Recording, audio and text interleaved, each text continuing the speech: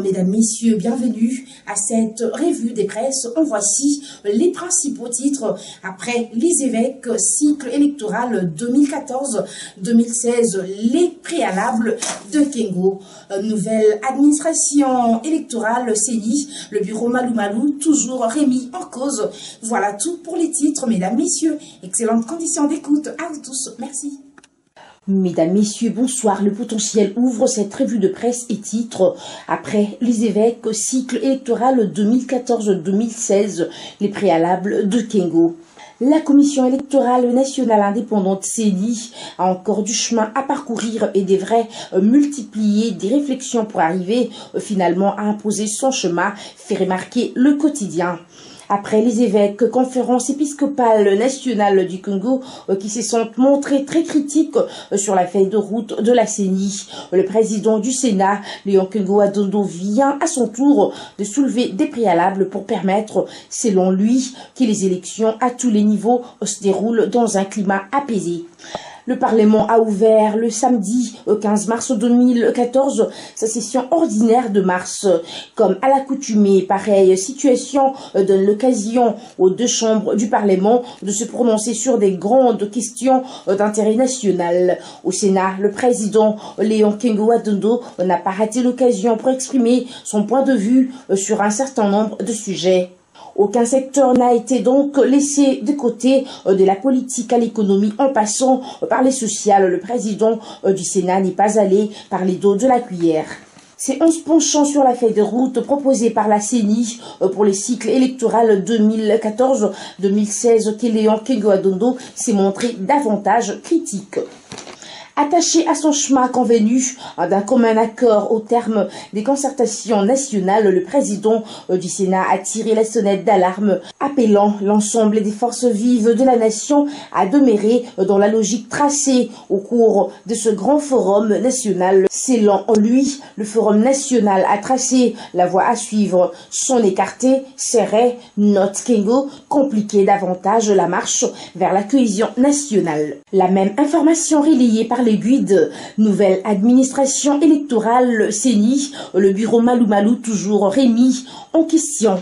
Les vieux démons ont la vie dure, dit-on sinon, alors que l'on pensait que c'en était fini avec les critiques acerbes qu'a formulées Jonas Chombela sur la feuille de route proposée par l'abbé Malou Malou à l'Assemblée nationale. Kengo-Adondo, parce qu'il s'agit du président du Sénat, n'attendait que la rentrée parlementaire pour dire, lui aussi, ce qu'il pense de l'équipe que dirige le prêtre séculier à la CENI. L'occasion faisant le larron, dit-on, Léon Kengo-Adondo a profité de l'ouverture de la session parlementaire de mars, faite le samedi 15 mars dernier, pour plaider pour la mise en place d'une nouvelle administration électorale concertée pour avoir des élections apaisées en RT Congo. La mise en place d'une véritable administration électorale apte à conduire les pays à un nouveau système électoral plus transparent et plus crédible apparaît comme une exigence majeure dans la construction de la cohésion nationale. À l'issue de cette mise en place concertée de la nouvelle administration électorale, la CENI peut enfin envisager la fixation d'un calendrier électoral tout autant accepté pour permettre que les élections à tous les niveaux se déroule dans un climat apaisé, a indiqué le président du Sénat. Fin de citation. Dans le même registre, le Dépêche de Brazzaville note Assemblée nationale les priorités de la session ordinaire de mars. Ouverte le samedi 15 mars, la nouvelle session parlementaire qui est la toute première qui s'ouvre après les concertations nationales devra tenir compte non seulement des arriérés législatifs mais aussi de l'exigence d'arrêter un agenda législatif nécessaire à la consolidation de la démocratie au travers du processus électoral. Dès la poursuite du processus de décentralisation à la mise en œuvre des réformes judiciaires en passant par la matérialisation de son recommandation formulée par les concertations nationales. Telles sont les grandes articulations de cette session. Concernant le processus électoral, un accent particulier sera mis sur la nécessité de se pencher sur les quelques hypothèses des calendriers électoraux présentés par la CENI lors de la dernière session session extraordinaire en levant des options claires à ce sujet. Les députés auront par ailleurs examiné en deuxième lecture la loi portant modalité d'application du droit de la femme et de la parité. Enfin, revenons sur l'aiguille pour boucler ce journal des journaux province de l'Équateur, que Diallo bien accueilli à Mbandaka, mais où est passé le gouverneur AI, s'interroge le journal. Le gouverneur de l'Équateur, Louis Diallo, séjournait à Kinshasa depuis déjà un bon mois. Il rentrait alors de l'Afrique du Sud où il a séjourné pour des raisons médicales. C'est depuis samedi 15 mars 2014 qu'il a regagné la ville de Mbandaka. Selon les informations en provenance de cette ville, tout Mbandaka s'est mobilisé comme un seul homme pour réserver au numéro 1 de la province un accueil digne de son rang.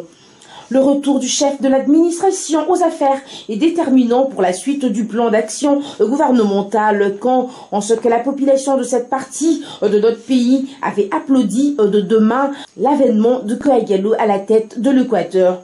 Tous les originaires ont reconnu en Guérenbo l'homme qu'ils avaient attendu et qui n'a donc pas droit à l'erreur. Parce que si l'ancien Premier ministre, oui, il en est bien un du gouvernement de Kabila, échoué dans sa mission noble de relancer l'Équateur, eh bien, il en sera fini définitivement de l'émergence de ce coin du pays qui est resté longtemps aux oubliettes, alors qu'il a la chance d'avoir donné au pays un dirigeant qui est resté à sa tête 32 ans durant sans avoir pensé ne fût-ce que à la construction du chef-lieu de la province. La solidarité qui semble s'installer aujourd'hui entre les enfants de l'Équateur doit habiter chaque fille et fils de cette entité pour que l'on vive demain les effets bénéfiques que l'entente engendre toujours là où elle est effective. La trahison à ce niveau ne peut avoir place.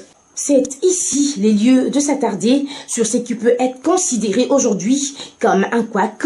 Le jour de l'arrivée à Mbandaka du gouverneur Diallo, les médias ont rapporté en effet que l'on a vu le gouverneur intérimaire entrer presque dans ses souliers pour se cacher. C'est tout pour cette revue de presse, mesdames, messieurs, bonsoir. Elle se referme enfin, cette revue de presse que je dédie à Emmanuel Chulungu depuis Lubumbashi qui a fêté son anniversaire de naissance hier. Joyeux anniversaire à toi Emmanuel Chulungu. Retrouvez-moi demain sans doute pour le compte de la revue de presse. D'ici là, bonne soirée chez vous. Merci.